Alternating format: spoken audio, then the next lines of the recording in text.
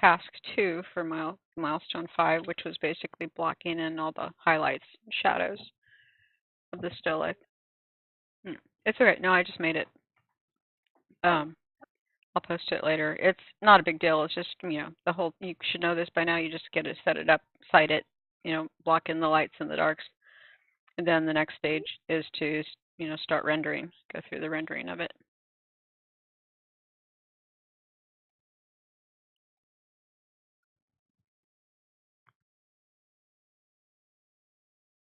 You haven't decided what you want to do yet?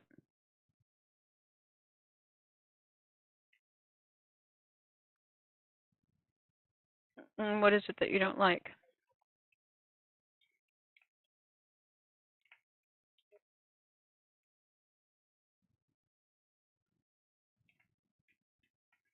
Yeah, so you should do a lot more.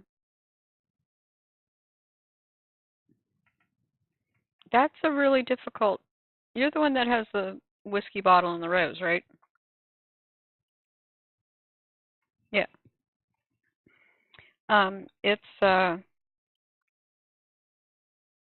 It's really hard to do it from a low angle. I wouldn't recommend it, actually.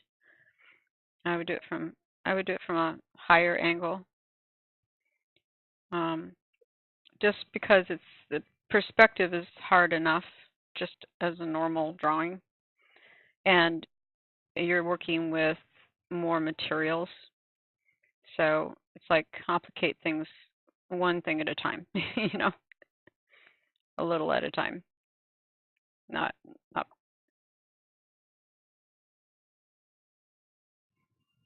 Well, I thought if you had the two things either facing towards each other or away from each other, it might make it more interesting.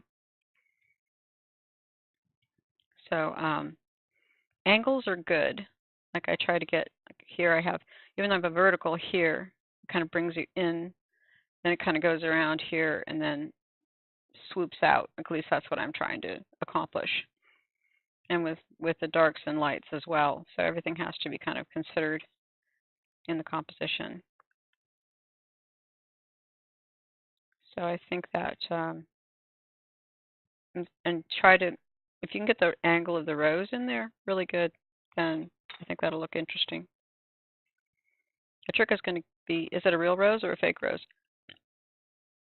Okay. Because I use real flowers, and you have to keep them alive. Try.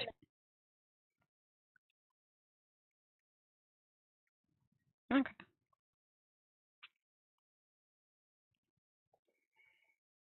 Your most important considerations in a still life are going to be light and angle.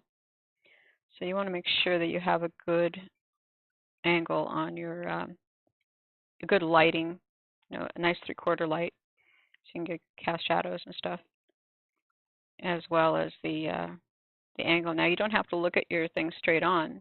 You can turn it. You can sit to the left or right of it and get an angle on the base as well, and that might be interesting.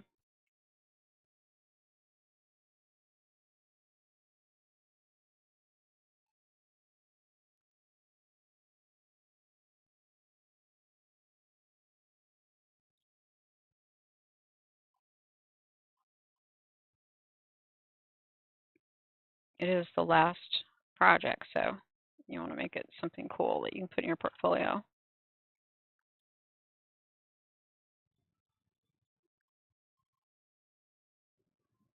And when you're in school, every class should result in at least one good piece for your portfolio.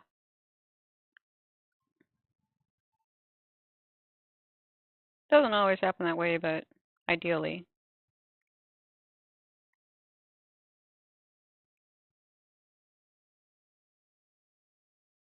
I didn't realize it was daylight savings starting or ending. I forget which it is. Um, so I was so excited. I thought I got up at 7. I was thinking, oh yeah, I can get an early start on the day. I was very disappointed to find out it was actually 8. but at least I found out early. I went to bed at like 8 o'clock last night. I was so I was so shagged out from that thing I went to yesterday. I went to a workshop yesterday on restoring old frames, which was really cool, but it was a little draining. I think the chemicals, because we used like Bondo and glue and varnish and all kinds of stuff, and it's just a little toxic.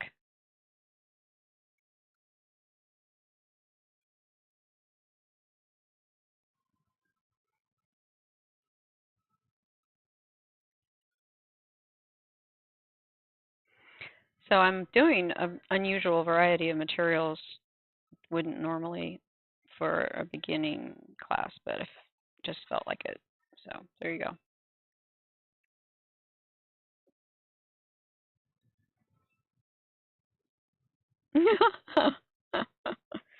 Well, that's a good thing. Yeah.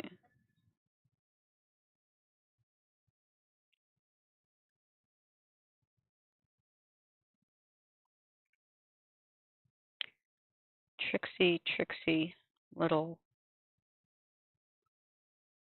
um, ovals here.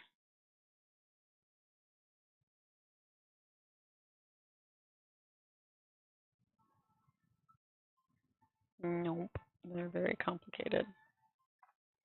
There are tricks to doing them.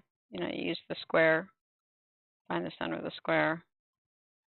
That's helpful.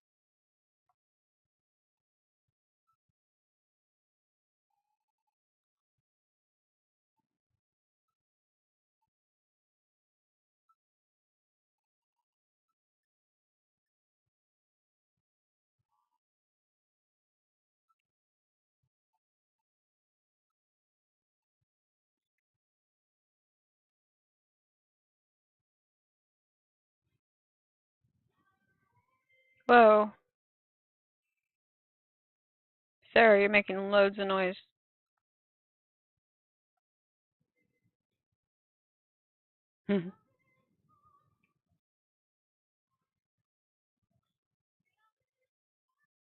Yeah,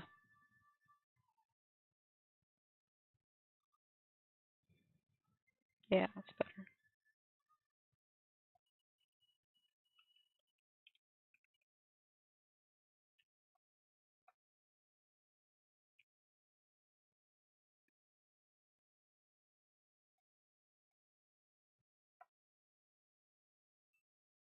So at the end of this little still life, I'm going to light the candle and incorporate the lit candle into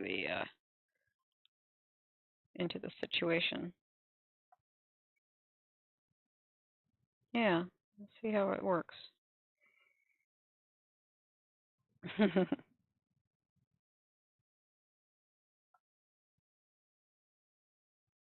The trick with painting light is, of course, that everything else has to be darker because you need that contrast.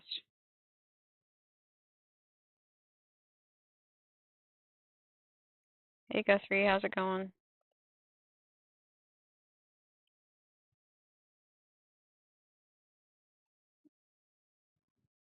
It's all right.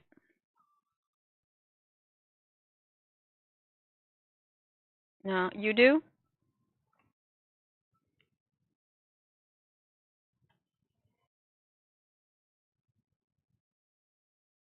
Yeah. I looked at the weather report this morning and it's going to be cold all week, and I just got more depressed, so I decided not to think about it.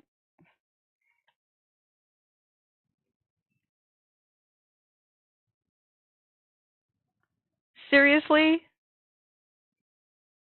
I am not, no, I do not get bored with endless summers. No, I grew up in endless summers. That's normal for me. I like it. I don't care what they say. You don't get bored of perfect weather every day. Sorry. No, not yeah, not a not a chance. Nope.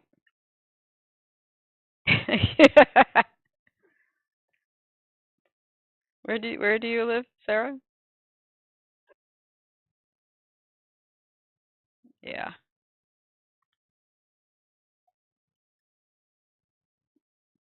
Mm-mm. Mm-mm.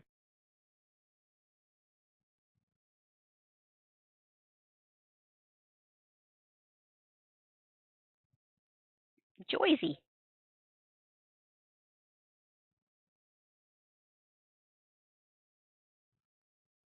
Whoosh. Yeah, Guthrie's a native. You're a native New Yorker, right? Aren't you a native New Yorker, Guthrie? Hanging out there on the West Coast, all sassy.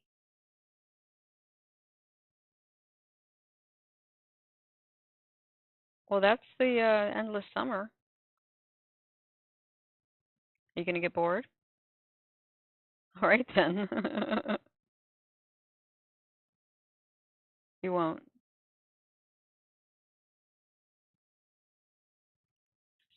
Yeah, it's possible.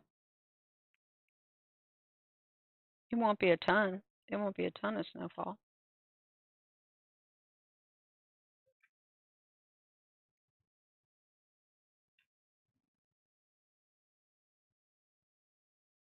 You know what? You can stay inside and hide even when it's not raining. It's just as easy.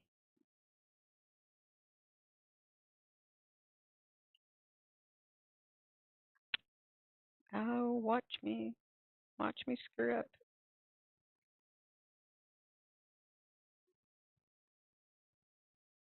You can always travel. Arizona is different. A lot different than Oregon because it's a desert, so it gets really cold at night. That was one of the hardest things about moving to New York to learn not to do in the middle of summer was take a sweater with me when I go out for I'm going to be out all day until the evening because it always gets cold at night, but not in New York. It doesn't. It stays hot all through the night. It's most provoking, and I would be this silly person carrying this sweater around all night.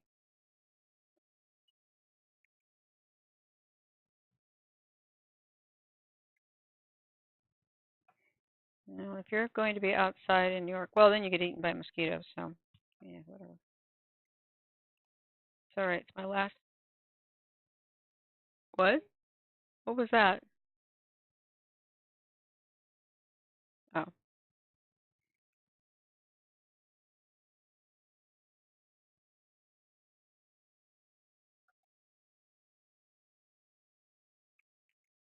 hey, Michael's in the class. Michael, how's it going with your Darth Vader versus Alien? Ah!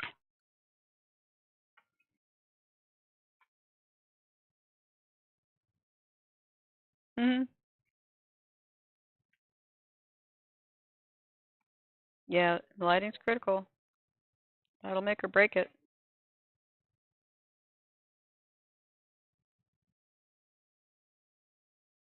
Okay. So earlier I did just a block in, which is task 2 of the um, of the milestone. You just want to get it all laid out correctly and block in the lights and darks. And I took a picture of it, so I'll post it. And then you want to start rendering. You certainly don't have to use color. I'm using color today because I feel like it. Because I bought these new cool pencils, and I decided I want to use that.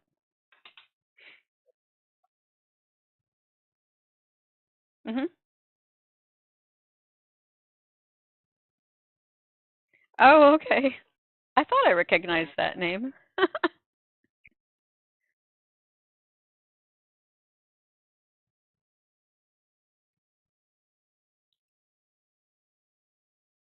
Oh, bummer. Oh well. So you saw the basic block-in thing that I was doing. Okay, cool. I did record it, and I'm recording this too, even though this is going to be long and boring. So according to the classroom, it does say that you should be spending 2 to 3 hours on each task. So I don't know how many people are actually going to do that, but that is what it recommends. Yeah, no, that would be good if you do, because I think that you shouldn't put a time limit on art, really. But we have to, as commercial artists, you learn you have to do that sometimes. So it's that toss up between being an artist and being a commercial artist. It's hard. Not everyone can do it. It was so funny. I went to the doctor the other day. I just see this doctor like once a year. She's like a ear specialist. I have like ear, nose, and throat issues. And the guy that is the her like secretary, it turns out I was telling him about, oh yeah, well I do this streaming thing and stuff, and he was really interested. And we talked about art, and he had a degree in graphic design, um, and understood very well the whole process of having to learn how to do it. But what the his professor would say is that when you get out there, you're going to realize that no matter how good you are or how good your skills are, you're going to have to end up doing crap that you think is awful, because only what the client wants is what matters. And you can do the best job that you can and do it really awesome, but if they want, a green dot in the middle of a red field, that's what you do. Yeah, well, there are a few things worse than having an art director who is not an artist. And I have had that experience. It's not fun, because they'll say, I don't like it. I don't like it. And you'll say, okay, what do you want me to change? Oh, I don't know. Just do something different. This isn't good. I don't like it. That's useful.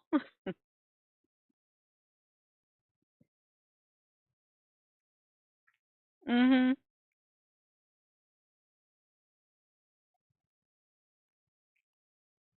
Mhm. And then they hate it.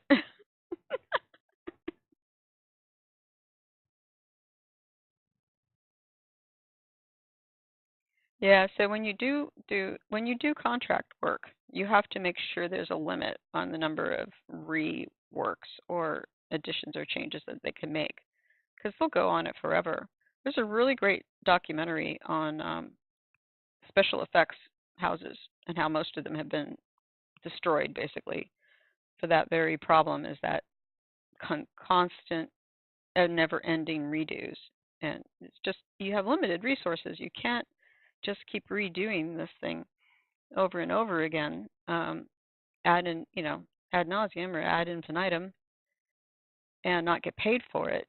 So they took advantage of the people early on, and they often take advantage of creative people. I mean, not they. I mean, like, what am I trying to say? Industry or business people will advantage of um, take advantage of the creatives, because creatives will be doing it because they love it, and it doesn't even matter if they get paid, except that they do have to eat like the rest of us. And the ones um, that are just into making money, they can really take advantage. And the early games industry was like that. It's always going to be somebody who just loves to do it and will do it for free, and that makes it really hard to do your creative work and make a living at it. Because there's always somebody that's going to be hungrier than you are. So you have to stay at the top of your game. And then what happens is you end up moving into management and you don't make art anymore. So that sucks. That's why I got out of it. Because if you're good at something, they'll keep promoting you until you're not doing it what you're good at anymore. It's called the Peter Principle. They promote you to your level of incompetence. And they won't demote you. They might fire you, but they won't demote you. So you're stuck there unless you choose not to take that promotion. So it's hard. It's hard. It's too bad we can't just all do what we love to do and everybody can just live live happily. It's too much greed.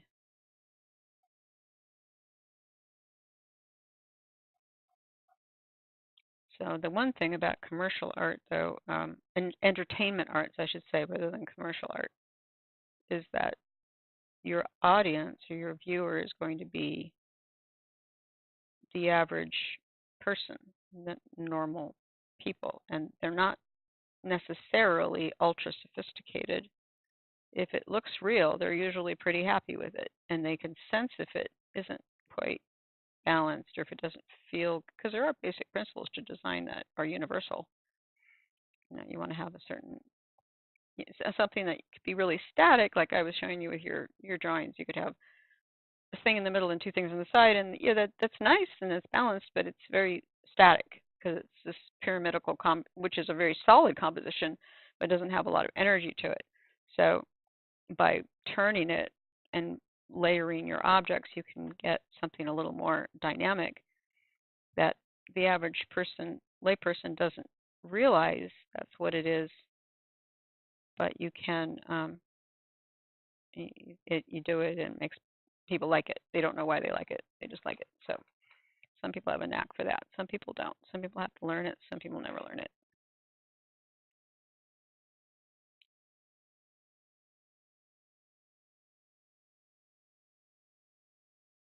And that's why you should, when you do the thumbnails, it's so annoying in the classroom where it says, do some thumbnails and then post one. I'm like, oh, no, that's dumb. Because if you tell them to post one, they're only going to post one.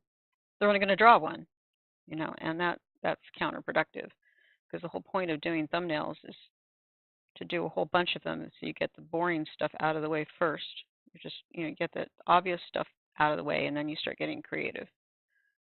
That's always how it works. Hmm? You put up, yeah, you put up a lot more thumbnails, which is great.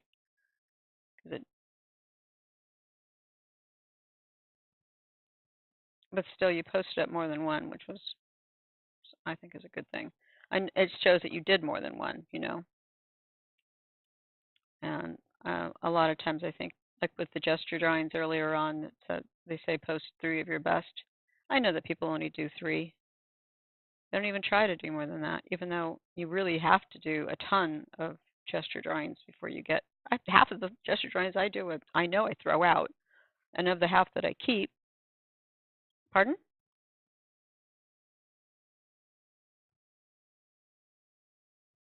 You should do dozens of them. Actually, you should be doing them every day. But I'll keep 1 or 2 in the long run.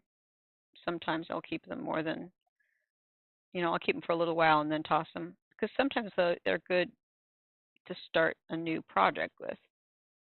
It can be really interesting for that. But you have to do more than just a couple to warm up, even just to get warm enough to do a decent gesture sketch. It takes 20 minutes. But they don't teach that because that's not really what people are here to learn. People aren't really going to school to be fine artists anyway. You don't have to go to school to be an artist. You just have to be tenacious.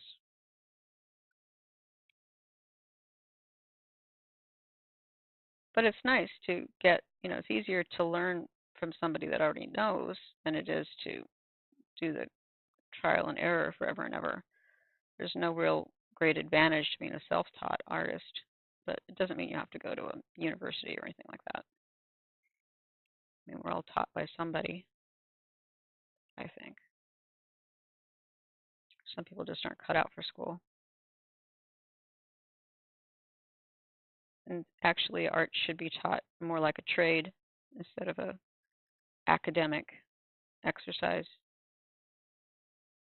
Because really what you're trying to do is build a skill, you know, not just eye-hand coordination, but actually design and all the things that go along with designing. It's all skill. It's like playing music. There's certain ways to do it, and there's certain ways that don't work, and you don't get better if you don't practice.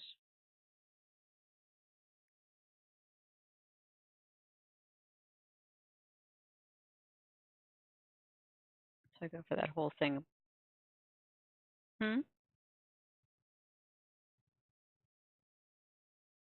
Pardon?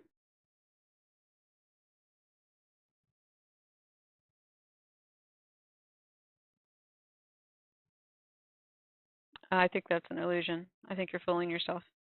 Yeah. I think it's just been so long since you played, you forgot that you could do it. But there's no way that you're better by not practicing. That's not going to happen. Yeah.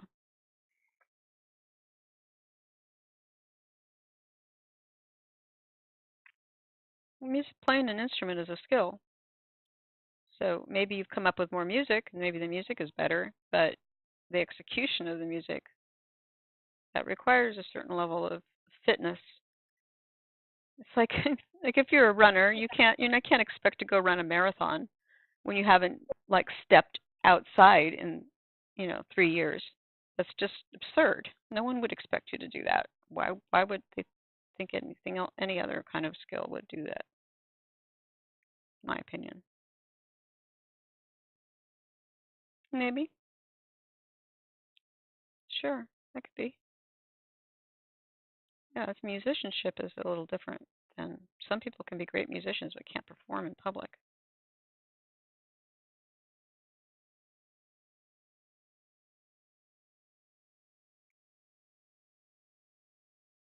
So if you guys have any questions, particularly about the tasks or the milestones, I need to give people feedback on their portrait stuff, but I felt like I did a lot of that, and it burnt me out a little bit, and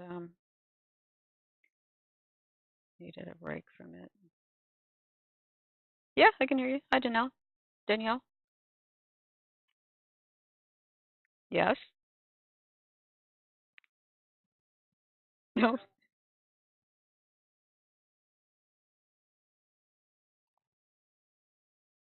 Mhm. Yeah. Yeah. You can do it. You can make corrections on anything until the last day of class.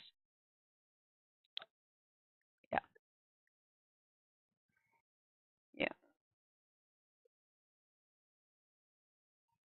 Oh, sure. Well, I'll probably be done with this before the session's over, and if that's the case and anybody wants me to, I'll pull up the still lifes and take a look at them. I mean, the self-portraits and take a look at them. No problem. Mhm.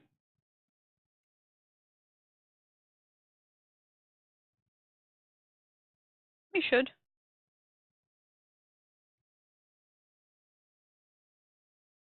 Yeah. You can also do an interior, part of the house, part of your living environment, or you can do an exterior. You can do your yard, or go someplace.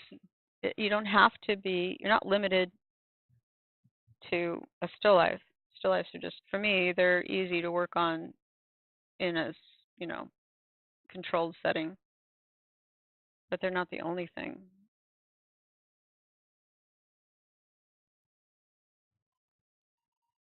Yeah. I am a terrible landscape artist, but every once in a while I try to do something landscape based. With landscape, you have to keep in mind, especially if you're working from life, you're not going to work from a photograph. And then you have to keep in mind the change of the lighting.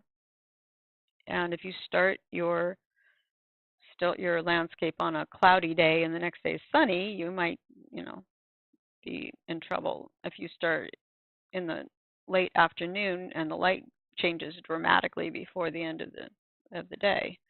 So the best time to do a landscape painting is between 10 and 2 because that's where the light will change the least. And it might take you more than one session, more than one day to finish it.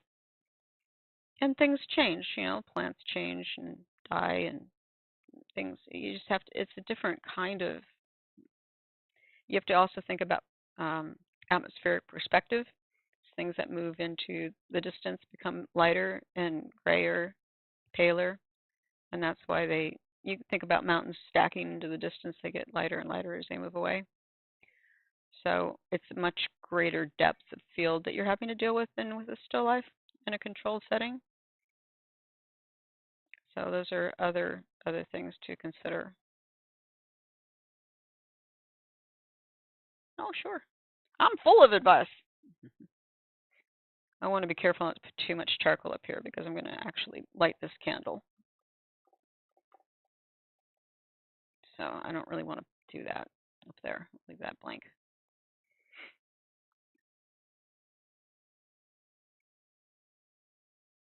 Now, if you do a portrait, you do want to have like something in the portrait besides just the figure so that you can have some foreground, background stuff. I kept something behind them and maybe something in the front. So when I do portraits, it's always a setup of symbolic things that mean, and that's a traditional way of doing portraits. And I'm actually going to be painting portraits live on Picardo starting tomorrow if the setup works. It might take longer than that if the setup doesn't work. And the portrait that I'm working on is a commission portrait. There's a lot of stuff going on in the portrait that's symbolic of the individual. So that's another thing to consider when you're doing portraits. So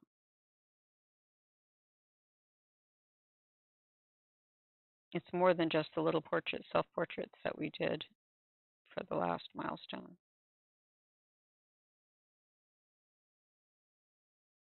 I think it is anyway. I mean, I have to look at actually, it doesn't specify, I don't think, but it does mention in the instructions that you need to consider foreground, midground, and background. That's important.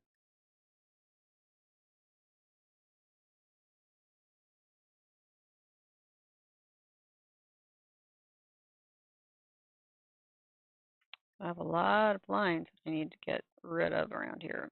Metal is sort of interesting because metal will break up the shadows and lights into hard lines, which is what makes it look like metal.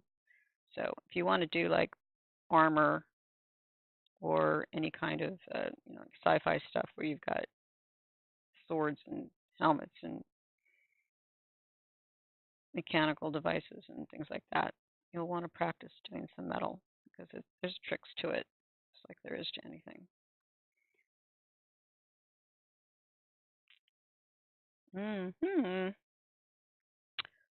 What are you doing? I don't know, but I think something is not quite right.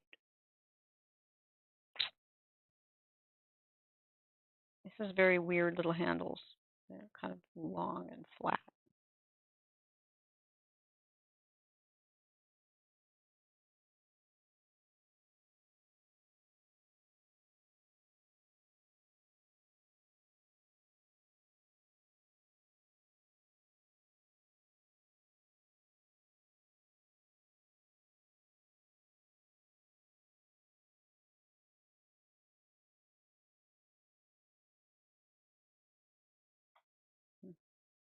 I think part of it is I've got this little piece of fabric that's partially obscuring the bottom.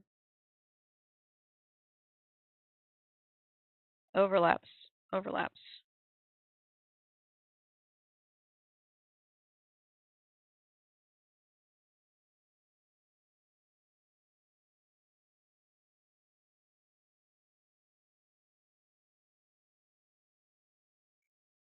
So I like doing glass and metal and fire because it's challenging.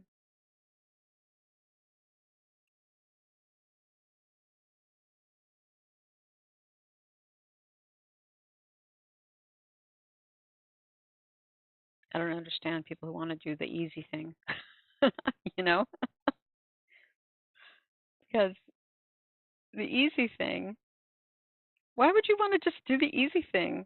I don't know. That seems so strange to me. Challenge yourself.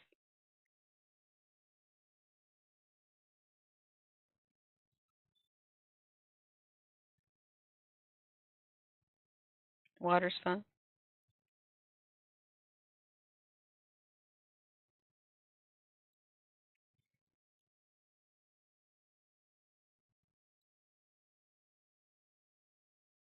Yeah.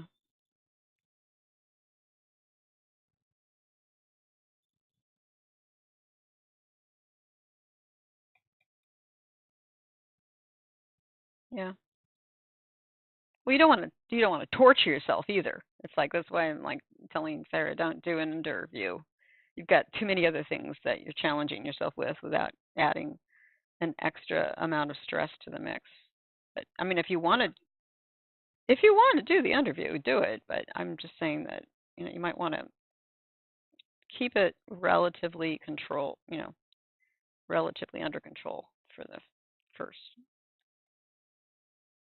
You could do a series. Doing a series is a great thing where you can do a variety of variations on the same thing and from different angles and different lighting, and sort of like musicians that or composers that do um, a suite of music, where it has the same basic theme in it that changes slightly or is treated slightly differently in each movement.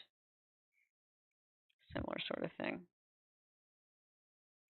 And they say it's important for artists to have a series, fine artists anyway, which is different in a lot of ways from the commercial artist.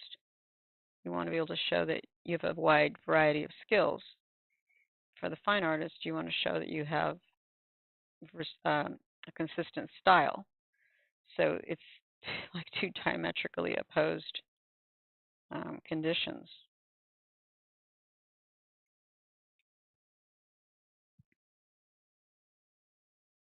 It's hard to be a Yeah, it's harder to be a commercial artist in some ways because you've got to toe the line and do things that you don't think necessarily are good. But if you have a forceful personality and can get your way, then that can be a little easier. But if you're just trying to make a living, it can be a little harder. And it's great if you can make your own stuff and have people buy what you do just because they like what you do. That isn't always an option. Sometimes people are hired because they're the ones with the skill, and the person with the idea doesn't have the skill. So, yeah, it goes both ways. There's no absolutes. It's all relative. I love it when our conversations get very philosophical.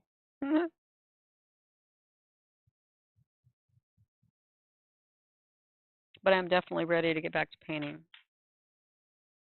Art drawing is great, but painting is awesome. Let's see if I can add color to this flower.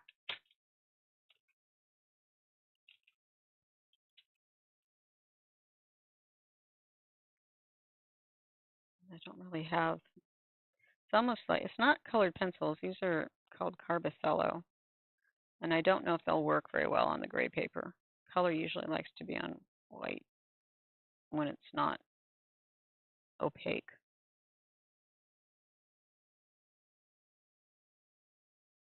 Yeah, I'm gonna have to put white in here too. I guess I can try the Carbothello white. Don't really know how these pencils are gonna work.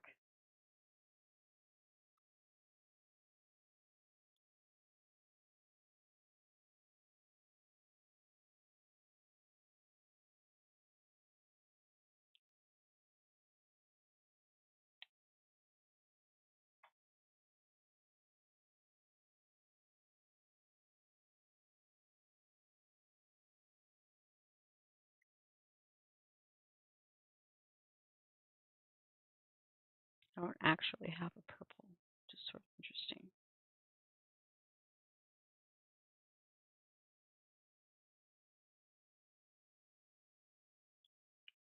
I toyed with the idea of doing this as a, I don't even know what color that is. I think that's a dark blue. With doing it as a watercolor. Don't break on me. No, I don't have violet color. Oh, you can't get the audio working in the GoToMeeting? What you got to do is, if you can't get it to work,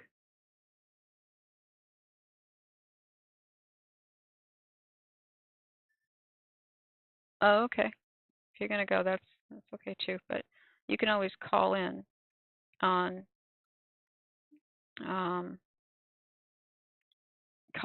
phone audio if you can't get your computer audio to work. I have a few students that have to do that. You just switch to phone audio and then dial in.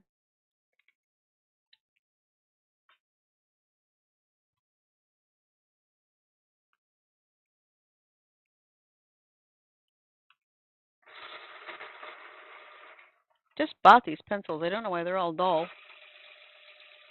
Yeah, you can dial straight in on the phone. If you go into the GoToMeeting panel and choose, you have computer audio or phone audio, and it'll give you a number that you can dial in, and then you're into the conference, but you're just on a phone line. I mean, it's kind of a drag because you got to hold the phone, but it's an option.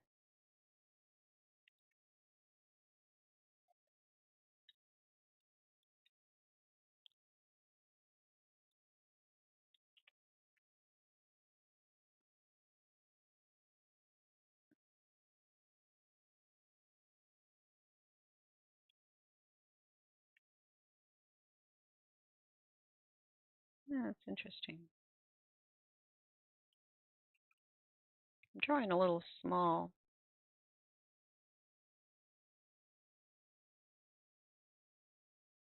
And the color is just so different.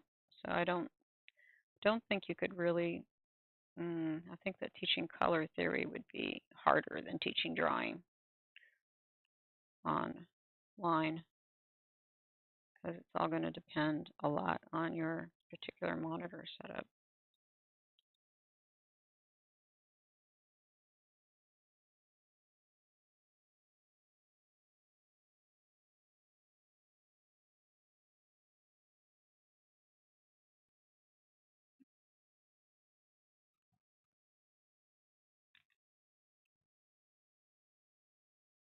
You have to do your values first. Yep. People want to get in there right away and start slapping color around, and it's so much more complicated than that. If you don't have your values, you don't really have anything. Value defines form.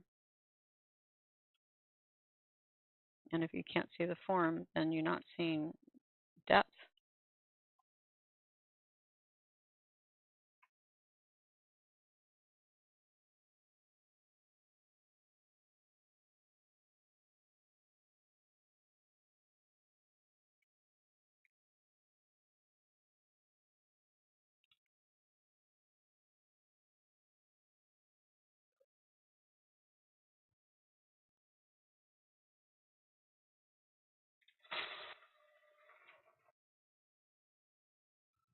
But it's not. It's lighter. Yeah.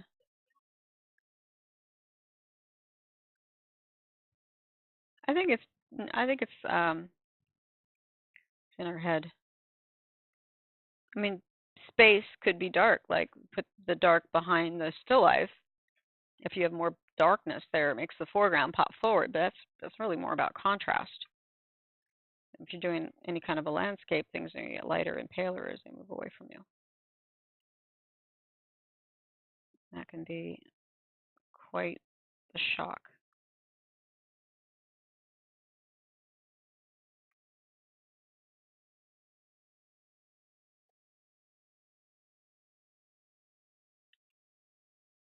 I think that starting with the white under the petals worked better.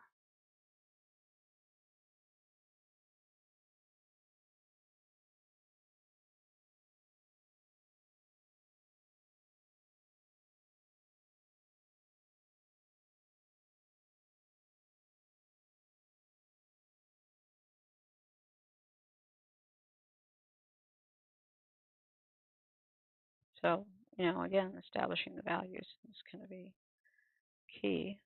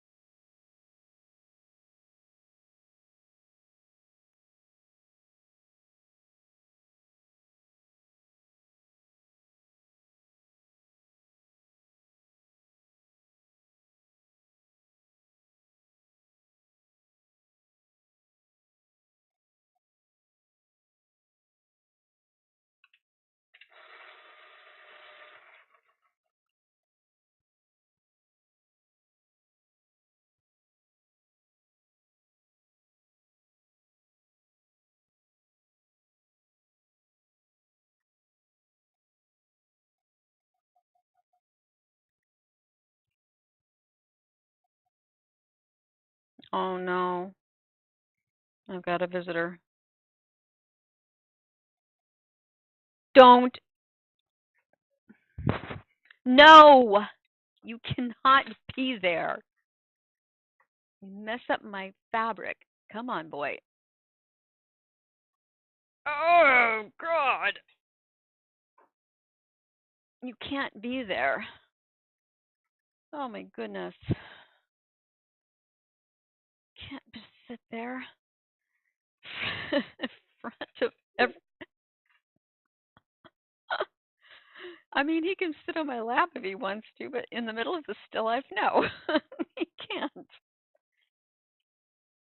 Oh, mine does that too. It's it's crazy. Wherever you're looking, that's where they think is the most important thing. Because if you're looking there, it must be really important. Yeah, they want to be what you're looking at.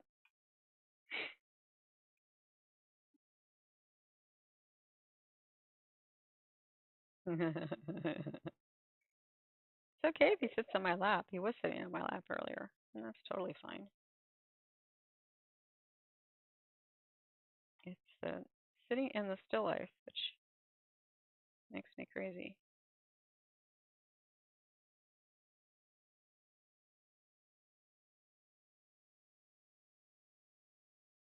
Hmm. Getting confused.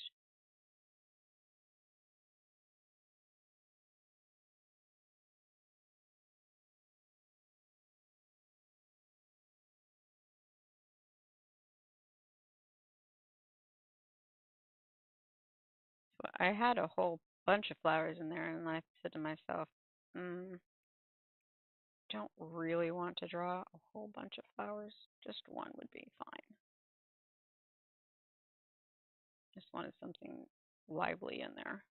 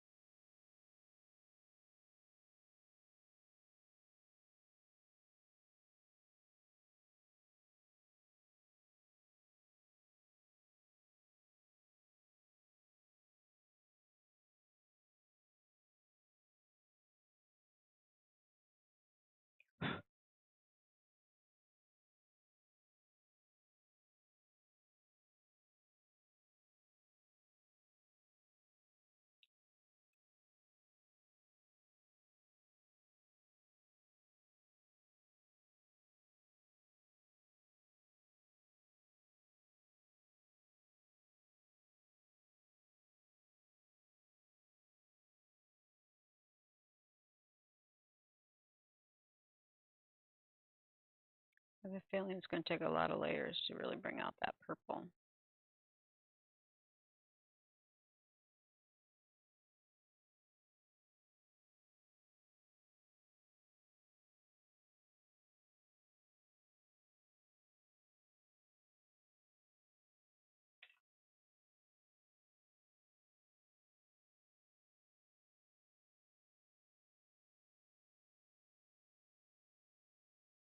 Remember, you do not have to do color on your project at all.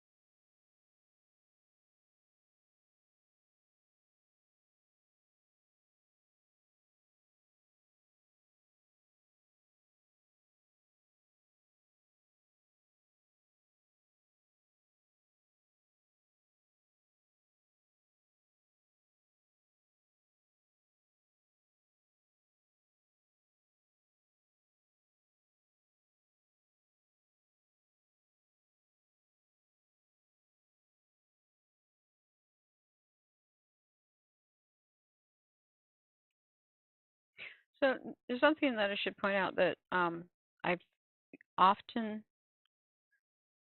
um, I often talk about in my private classes that is part of my own personal philosophy of drawing and art is that you never really want to work on an object in isolation.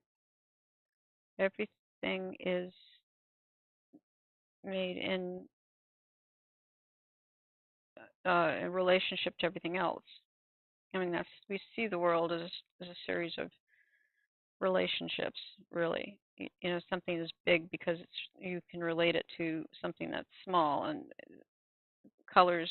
You've all seen that trick where you put a spot of color on a dark background and the same spot of color on a light background, and it looks like two different colors, right? So it's super important to not to when you're doing any kind of a composition, really anything that's a composition, that you think of the gestalt, you think of the whole as being more than the sum of its parts, and do not separate objects from each other. Work on them in complete isolation. So you see, I work at the handle, and then I work the cloth behind it because it's related to it and part of it and exists because of its contrast to that thing. Um, it makes a huge difference in the realism and depth that you can achieve in your work if that's something that interests you. If it doesn't, then you can ignore what I just said. to me, there's always that caveat. What do you really want? What are you trying to do? What are you trying to achieve? That has to be taken into consideration. You may not be trying to achieve realism. You may be trying to just create an atmosphere or an emotion, an emotional response, a visceral response, which is perfectly valid, which is what makes art so difficult to teach and to critique. It can mean different things for different people. Although I totally believe in the idea that there is a quantifiable element to art, that there is good art and bad art. It may still be art, but it can be bad art, just like there can be good music and bad music, good fashion and bad fashion. Just because you say it's fashion doesn't mean that it's good. Just because you say it's art doesn't mean it's good art. Not everybody believes that, though. Some people think you can't say if it's good or bad because it's all a matter of opinion, but there's still a universality of the concept of quality, I think.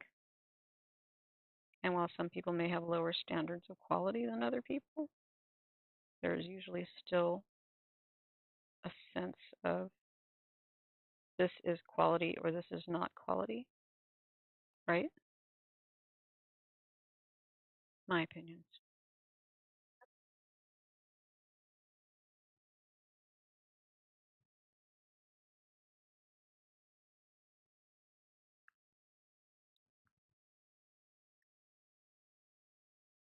I try.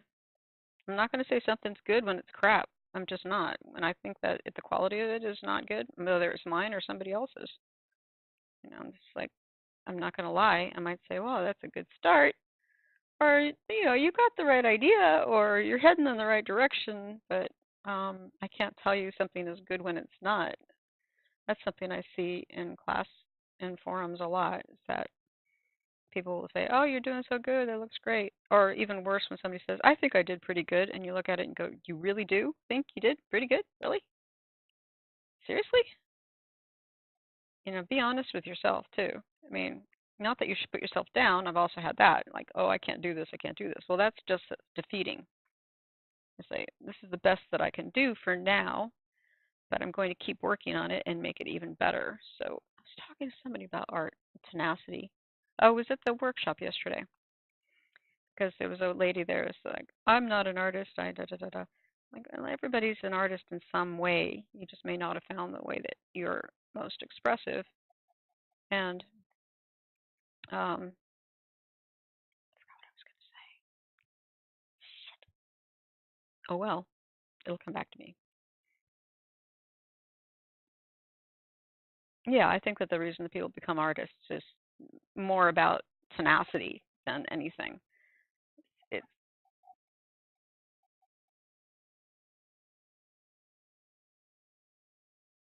mhm.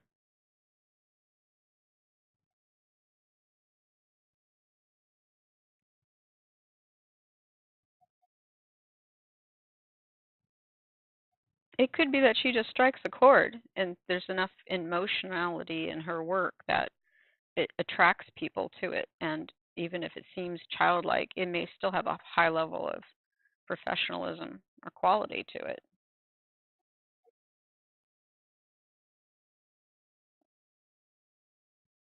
I don't know, maybe. I'm not sure name wise.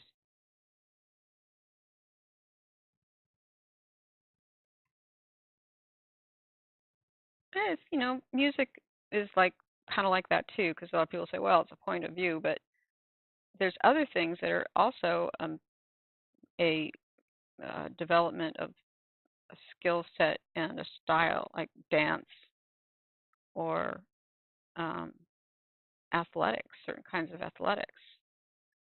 And there's certain things that just are universally perceived as being superior, being high quality. So I don't know why we shouldn't apply the same thing to art as a skill set. And of course, there's levels of learning too. That's why I think art should be taught in more of a workshop, like a atelier setting, which is what I do in my own personal studio space. So everybody comes and they work on something, and I work and they work, and we all work together. And I think that's the best way to do it. It's like learning how to weld. I don't think you can learn how to weld online. Could you? Maybe.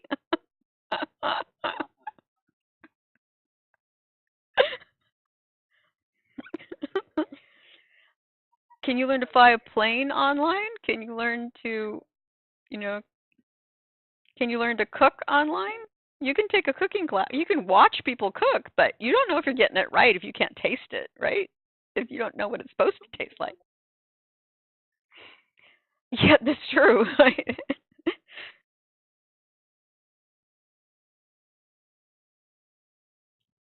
Yeah, yeah, yeah, yeah. Now, some people have an aptitude. It's not necessarily a talent.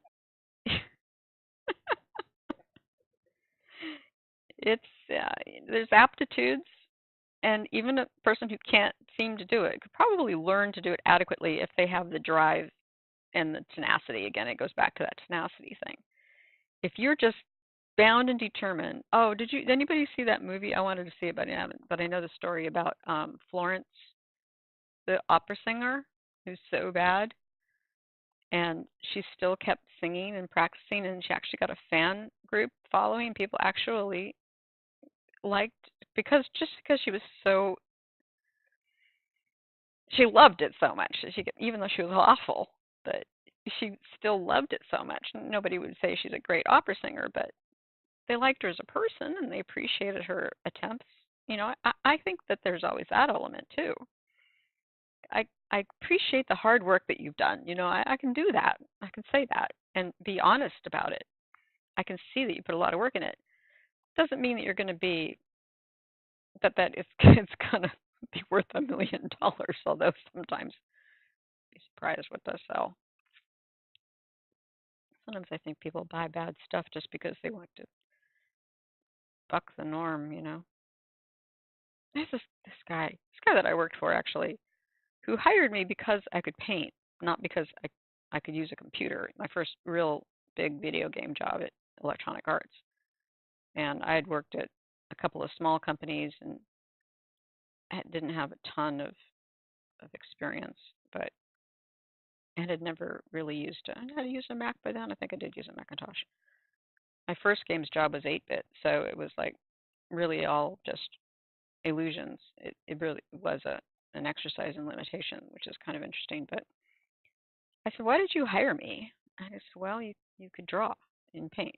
You prove that with your portfolio. It's a lot easier to teach an artist how to use a computer than to teach a computer user how to be an artist." Okay, but the kind of art that he bought was like this one guy that painted these blue dogs. I thought they were awful, but he really liked them. He just liked the way they looked or the way they felt or who knows. But he also appreciated quality too. So sometimes there's no counting for some folks' taste. Some people like to eat hot peppers. I don't. I don't think your food should hurt you, honestly.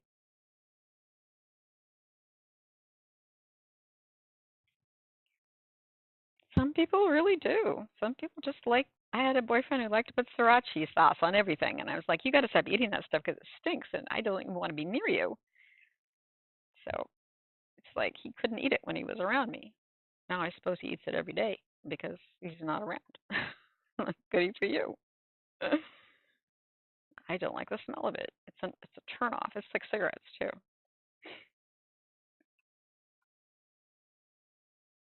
I can't. My last boyfriend was a smoker, and he tried to like smoke outside and wash his hands after he smoked, but there was just sometimes when it was just like, oh my god, I can't be in the same room with you. You stink. I'm sorry. I find it offensive. So, and I really didn't understand why you smoke because it's so It's expensive. $10 a pack? I don't know if any of you guys smoke out there, but $10 a pack? Really?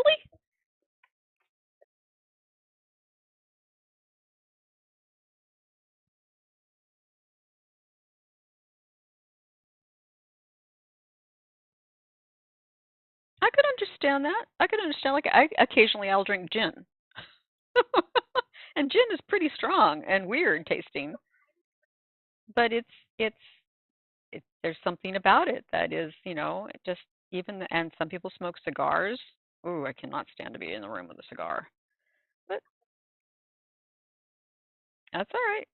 My ex-husband liked to smoke a pipe, and I like the smell of pipe tobacco, but I don't want to smoke it.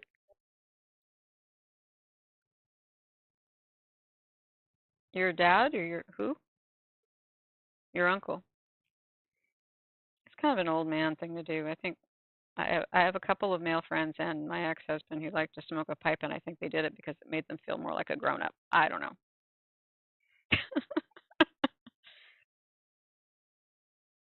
And well, like whiskey. Whiskey burns. Not a pleasant. Yeah, but why? It's not good for you. It tastes really, but yeah, sometimes we just like something. Sometimes we like things that aren't really good. It doesn't make any sense. It is personal preference. So, I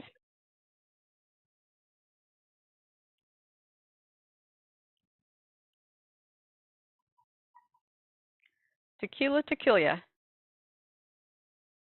That's what they used to call it. I live in Southern California, and there were a lot of Hispanics.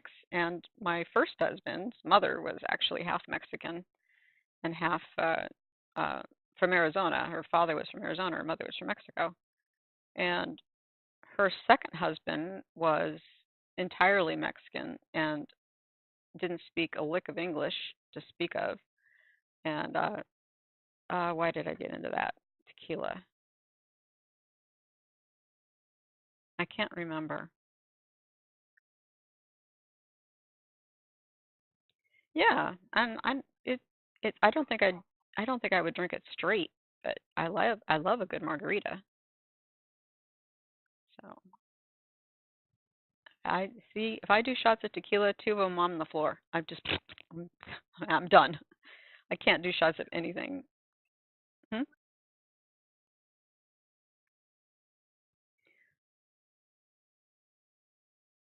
No, no, the gin is actually British, and the flavor comes from juniper berries. Yeah. Vodka comes from was Eastern Europe, and it's made out of potatoes. Yeah, but it can't have always been made out of potatoes because potatoes came in the New World. Um, so they didn't have potatoes to make vodka out of until at least 1500s. So it must have been grain before that. Now we were talking about alcohol in the workshop yesterday because one of the things that, like, if you're cleaning oh, my speaker just died. If you're cleaning gold leaf, real gold, on a frame, you want to use mineral spirits or denatured alcohol, not soap. But if you're cleaning paint, then you can use something that's more like soap. And then we were saying, well, what is denatured alcohol? Well, denatured alcohol is just simply high potency alcohol that's had a poisons added to it so you don't drink it. So this guy said he just uses like 190 vodka grain alcohol or something like that, not denatured alcohol. So I thought that was kind of interesting. It is all just fermentation. Even mineral spirits is fermentation of pine sap for turpentine, and it's interesting what we do. It's so interesting. How did we get this way? Oh, see, now I'm getting all philosophical because I've been drawing all day, and when I get drawing all day, I start actually rising above the mundane and start thinking of strange things.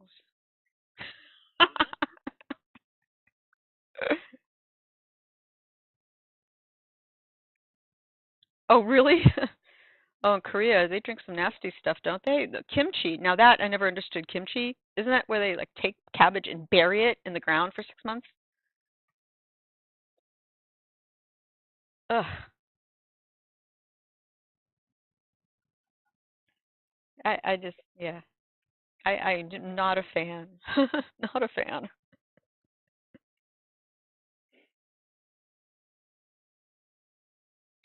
It's like bathtub. It's like bootleg whiskey.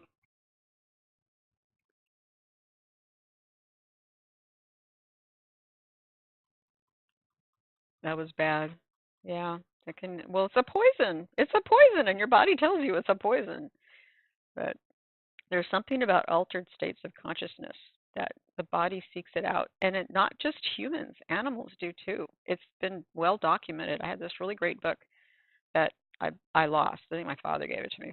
My father was somewhat of a closet chemist in the 60s. So he had a very interesting concept of substances and altered states of consciousness. And so anyway, he gave me this book called Intoxication to read, and it has the first half of it is the animal world and all the instances of animals that will actively seek out substances that change their state of mind. Like there's a elephant. It's well known that elephants will seek out melons during a certain time of year when they're fermented, and will eat them and get drunk. But they can only do it once a year when the melons ferment because they can't ferment them themselves. So you don't have any alcoholic elephants because they can't do it at will. They can only do it during certain times of the year. And there was a bunch of these berry bushes that would ferment, and the birds would go after these particular kinds of berries and get really really drunk, and then end up flying in front of cars and getting squished and stuff. And it's interesting how animals will seek out these, and then then it talks about people and how people do it as well. Like little kids, they spin around till they're dizzy. That's an altered state of consciousness. Sleep is an altered state of consciousness. So I think even like what a food coma is an altered state of consciousness. Yeah, and we seek it out. Is what we want. That's what we want. We want to change our state of mind, not permanently maybe, but just for a little while. Just and it talked about why we do that. And um, lots of people used to give their kids opium to keep them quiet in the 1800s. You could just buy it at the local store. You could buy anything at the local pharmacy. And nothing was regulated until they tried to outlaw alcohol. First they tried to regulate, um, I think it was tobacco and marijuana, and it was primarily and heroin, and that was had a lot to more to do with race and class than it had to do with whether or not these substances were good for you or bad for you. And opium, because that was the yellow menace, right? Because the Chinese people would come over with their opium dens and all this stuff. But like until 1890 or 1900, none of this stuff was regulated. Nothing was illegal. You think about it, how many thousands of years human beings have lived with nothing being illegal? And now we've got, of course, we've tried sake, Lillian. Don't be spilly. Don't be silly. Spilly silly. So it's just interesting. But again, it all comes from this idea of taste, because some people don't like altered states of consciousness at all. You know, like would never ever do anything that would change their grip on reality. And some people don't want a grip on reality and would do anything to keep. I just find that really interesting, don't you? Drawing is an altered state of consciousness. I get into very altered states of consciousness when I'm drawing. Music, exercise, yep. And actually, certain kinds of people that exercise a lot, they get to a point where they have to exercise because the endorphins, they get addicted to their own endorphins, you know, the chemicals that you release when you exercise. Um, they can get really ill if they don't. It's really interesting. Humans are fascinating. Creatures are, life is fascinating. Oh my goodness, I'm really getting philosophical now, aren't I? Maybe I should stop. All right, what time is it? Okay, 415. I'm going to go to 430 on my still life, and then I will look at the milestone fours of anybody who wants, or any other part, anybody who's in the class. We got four. No, we only got 3 people here from classes. But if any one of you guys wants me to look at anything and give you additional feedback or anything, I'll be happy to do that. And I'll do this until 4:30, and then stop. So I don't know.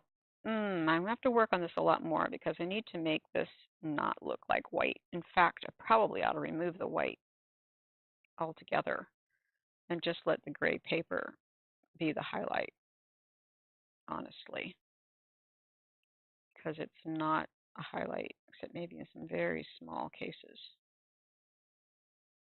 So I went a little crazy with that. Maybe on the very highest highlights, I might get a little bit of a reflected light white. That's way too bright. So here's the trick. You look at your still life, you squint at it, and you squint at your drawing. And if you're getting the same level of value, and if you're not, then you know where to fix it. So I should probably light the candle and see how that changes it.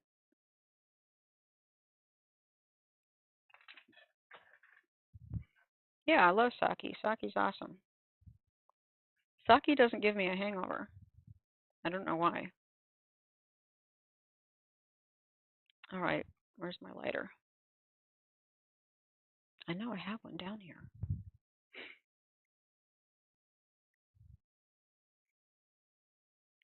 How about an old-fashioned match? That's a ticket.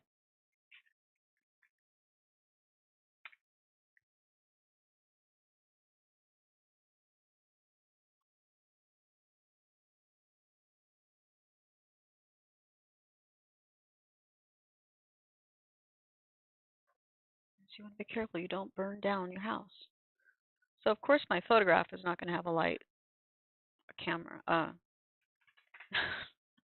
I drink it straight when I drink it, which is only when I am making sushi. Okay, anyway, let's take a look at this. Now, we can look at it like with our eyes. The one thing that you're going to notice when you squint at your still life with the light in it, everything else gets darker. You can't get any whiter than white. So the whitest thing has to be the flame, and everything else would have to be knocked down. Now, in my webcam, I would really need to do this, or even this. If I do that, it kills all my strong, I don't know, Lilium? If I do this, it kills the strong shadows, so I don't want to do that. But it is interesting to look and see where the light from the candle affects the still life. And maybe, just maybe, I can go in some of those places, because it's totally changed the way this light behaves. Maybe a little bit of light here, because the light is almost coming from the same place as the lamp. And a little bit here. And a little bit of golden here. And here. It's not even really yellow. Yellow is the wrong color. I should be using some kind of bright orange.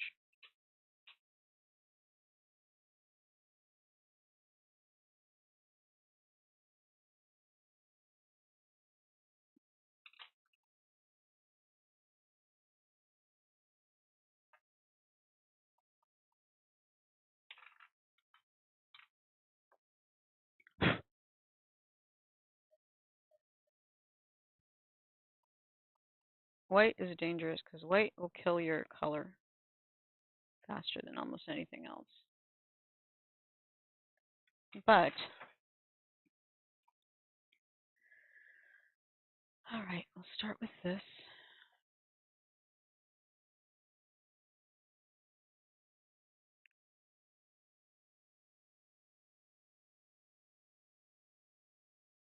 base. And then there's blue. I'm always fascinated by the fact there's blue inside flames.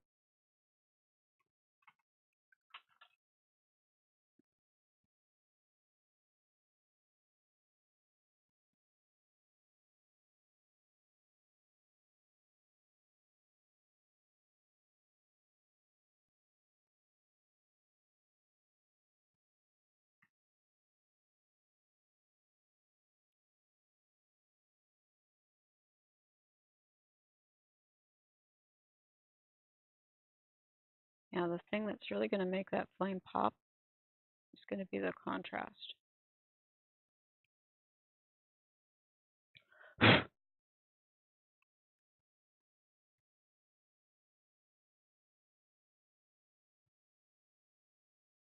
There's a little bit of glow here.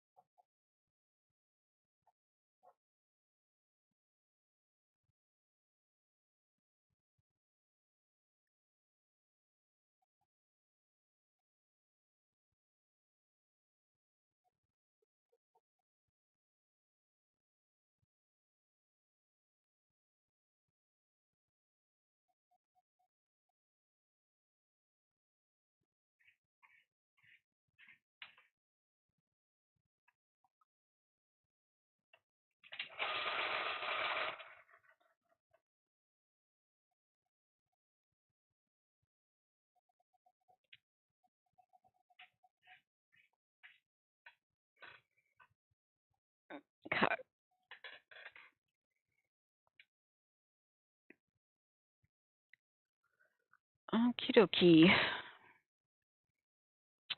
Well, so I want to keep the. I don't want to like totally change everything because otherwise I should have done it from the beginning that way. But I think that it looks all right to blend it.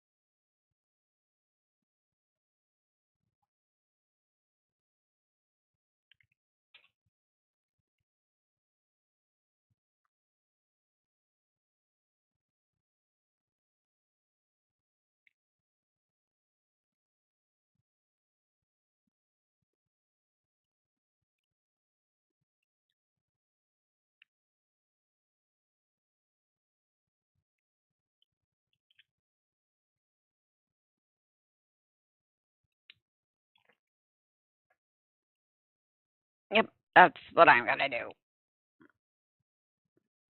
Okay, let's put this out now.